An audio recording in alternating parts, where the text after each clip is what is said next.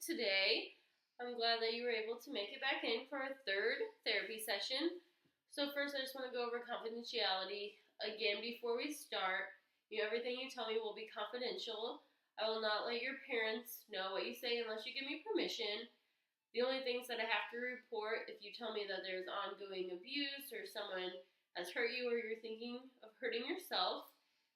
So just to make sure, do you understand this? Yes. Okay, since we talked about it every week. So what we've been going over the last two meetings. So the first time was just an assessment, to get to know you. I know you're really shy, so you hate giving really long answers, so I'm just going to allow you to have that time to answer. If you don't understand what I meant by a question, feel free to ask me to say it again, or if you just don't want to talk about it, you can just politely ask me to move on, and I will let it be, and we'll try to just retouch on it as we continue through the sessions. So then, last week we went over cognitive therapy, just trying to think of those automatic thoughts and connecting them to how you feel and what your behaviors are. Have you been going over that over the last week? Yeah. Yeah, that's what, as we go on, we'll kind of just touch on it more. I know it's really overwhelming to learn about it, and then to just do it, especially at 12, that's a lot of things to try to keep up with along with going to school and, just being a kid. So I just want to make sure it's something that you're aware of, and we'll definitely learn more about it as we go on. So do you remember what we were going to talk about today? I don't remember. That's okay. So today, all right, we'll just rewind for a minute. We're going over the trauma-focused cognitive-based therapy, just to touch on three major things. So we already did the cognitive part, which we're definitely going to go back and touch on more because I think it's one of the hardest ones for even me to understand. So I understand why that would be a really hard concept for someone who's 12 to get used to. So skipping ahead, next week will be family. So we're gonna, first family session I'm just gonna do with you to kind of prepare you for what that family aspect is gonna look like, to just talk about what you have to say in family therapy or what might get brought up to try to just not traumatize you more after the whole experience of what brought you in here originally. So this week, we're focusing on the behavioral aspect. So, can you guess what behaviors are? Or would you rather me just kind of tell you what that's going to be like? You can tell me. Okay, I figured that would be your answer, and that's okay. So this is just going to be from our initial assessment, from your parents talking to me. They kind of brought up three major things that have been going on with you behavior-wise over the last 2 months, since this happened and you spoke about the abuse. There were changes, which is okay. Everyone goes through changes when they have something traumatic. So we're just going to work on changing those behaviors to more positive coping mechanisms so that way we can just get you back to a healthier, happier you. So the three things that we have all touched on, and you can let me know if you agree with these three things by the end. So one was you're yelling at your family.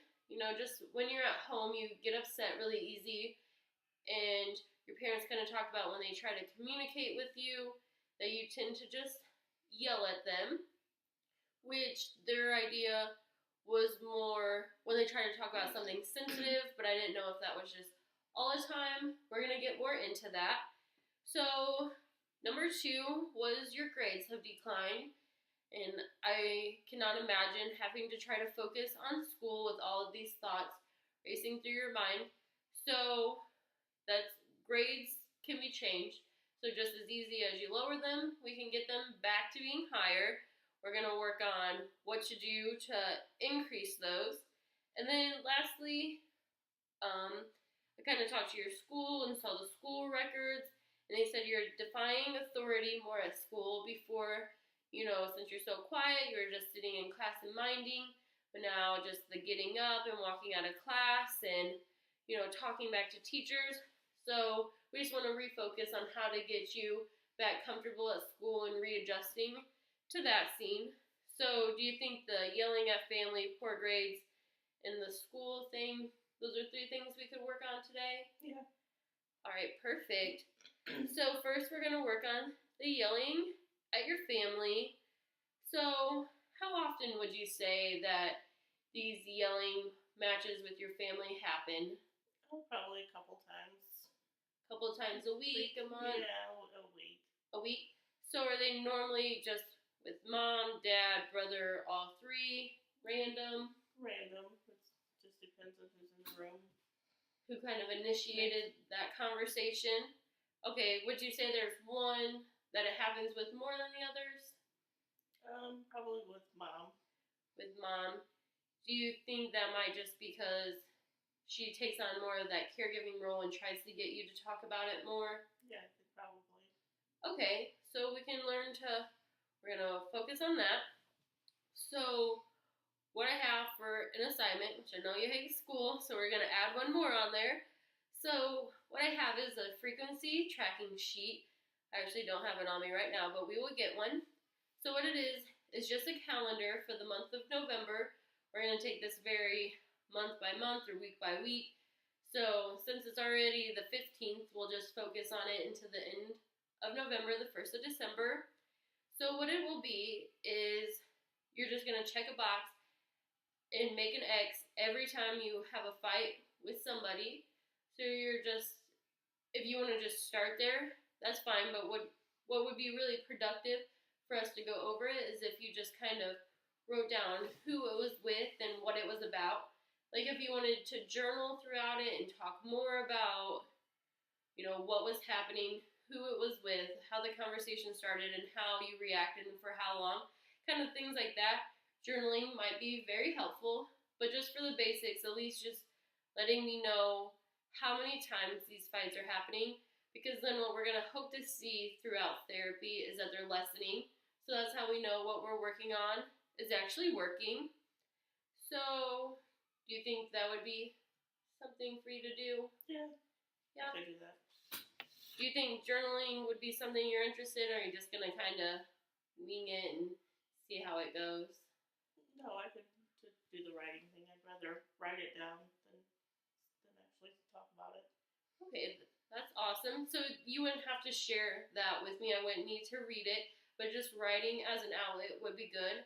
Then if you wanted to share it with me, that would be, we could talk about the things that you're writing about.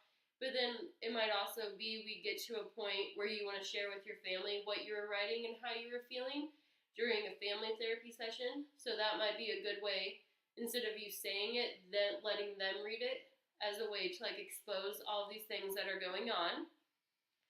So do you feel better about, seeing how these things go?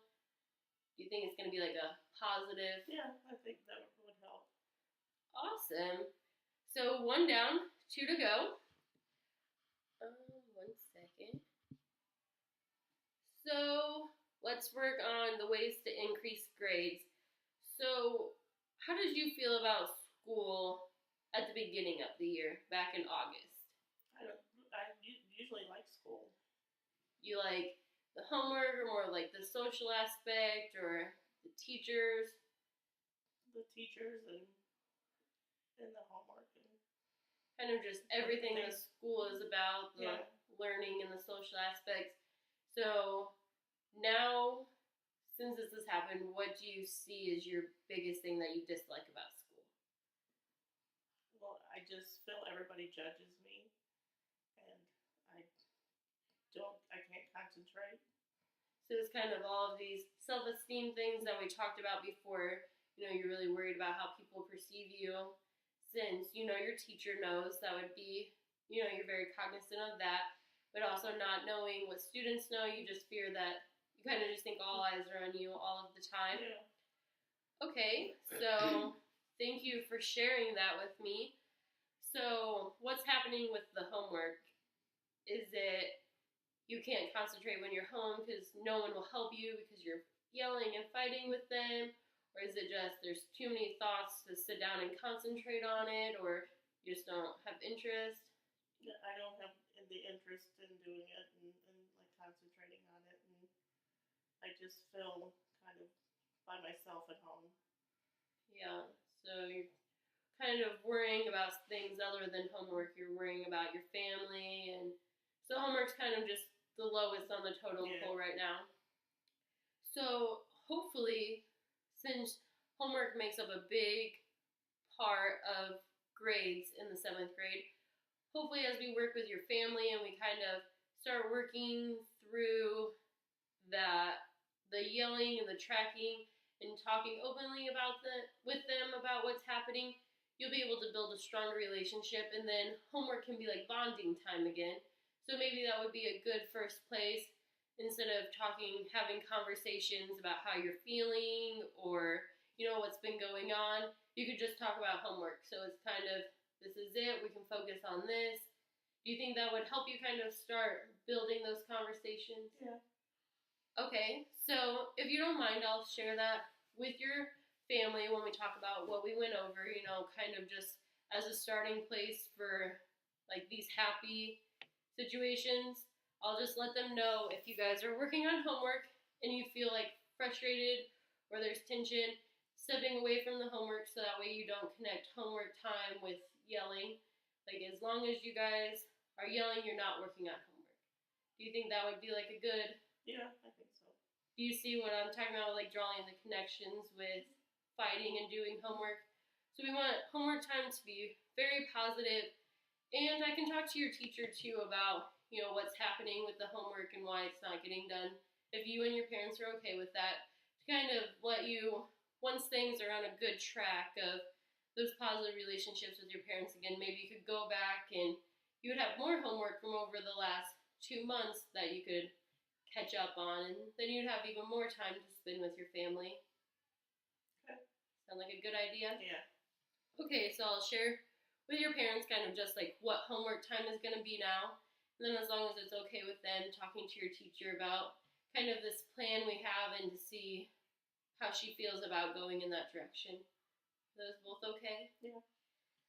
Thank you. So 2 down and 1 to go. I feel like this is a lot of information, but hopefully you see which it sounds like you talked about, seeing the positivity in these behavior changes. So the last one is the getting in trouble at school. So what I really want to focus on, more than just telling you not to do it, because that's obviously not no 12-year-old just wants to hear, don't do it anymore. So we're going to work on positive replacements. So the difference in positive and negative is positive is adding something and negative is taking something away. Where most people have a connotation of positive being good and negative being bad. So we want to add a behavior instead of take something away. So instead of telling you not to walk out of the room when you're mad at your teacher, we want to focus on you going up to the teacher and being like, can I step out? And then you having a place to go. So you see what I'm saying? Like, you can still leave, but we're going to add that step so that way it's not defying authority or your teacher. So I know that was one thing that was brought up, was kind of just like the walking out, which, as you talked about, you feel like all eyes are on you and everyone's staring at you. So is it kind of just like you have to get out of the room, you just can't do it. So maybe even if it's something really that you get really upset in class and you really don't want to walk in front of the class because you already feel like all eyes are on you, maybe it's just like a signal to her, you can raise your hand and you could just go, so that way you didn't have to out yourself even more. And we could talk about, like a seating chart, so you can sit in the back of the class instead of the front of the class, and just, work on making you comfortable in the classroom again. So there really wasn't a lot of the getting in trouble at school. A lot of it, I think, resulted in the walking away, and then you would get yelled at by someone, so you would yell back at them. And it's kind of just like a stair step of that your initial reaction of just getting up and walking out. So I know you're a smart girl, you could see how that action led to those other consequences. So do you think just primarily focusing now on the not walking out, but letting the teacher know in some way first that would be, you know, a good first step, and we'll see. Yeah. So hopefully by that, you know, like I talked about, we'll see if all these other troubles at school kind of disappear if we, you know, try to change that initial step instead of working from the last one and working the way up. Let's just start at the beginning and see how that goes from there. So, okay. So we're out of time for today. I kind of just want to summarize everything we talked about. You know, we went over what we went over in the last 2 weeks. Next week, you and I are going to focus on family therapy and what that family aspect is going to look like. So with the yelling at family, you're going to do the frequency tracking sheet and journaling. The poor grades, I'm going to talk to your parents and your teacher and focus on that bonding time and having them help you with homework again. And then for the last step, we're gonna work on letting the teacher know when you have to get up and walk away, or even just educating her on, you know, why you're doing it or what signs to look for, so you kind of stop that vicious cycle of getting in trouble at school. Okay. So you think you can, I know 3 steps is kind of hard, but hopefully they're all positive and, you know, we start making changes so that way you can get back to that healthy and happy you. Okay. All right, so thank you so much for being such a willful participant this week, and I will see you next week, okay? All right.